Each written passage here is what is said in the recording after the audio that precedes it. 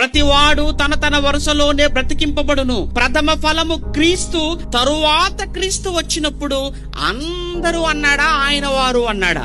ఆయన వారు బ్రతికింపబడుదురు, ఆయన వారు బ్రతికింపబడుదురు అన్నాడు. అవును, అందరూ బ్రతికింపబడరు సోదరా, ఆయన వారు మాత్రమే బ్రతికింపబడతారు. అంటే నువ్వు నేను చచ్చే లోపు, నువ్వు నేను సమాధికి చేరిపోయే లోపు నువ్వు ఎవరి వారుగా నువ్వు సమాధికి వెళ్ళాలి, ఎవరి దానవుగా నువ్వు సమాధిలోకి వెళ్ళాలో తెలుసా? క్రీస్తు దానిగా, అనగా క్రీస్తును నమ్మిన, క్రీస్తును విశ్వసించిన, క్రీస్తు కొరకు నమ్మకంగా బ్రతికిన దానిగా నువ్వు సమాధిలోనికి వెళితే మరలా ఆయన వచ్చినప్పుడు నీ సమాధిని తెరుస్తాడు, నిన్ను సమాధిలో నుంచి పిలుస్తాడు.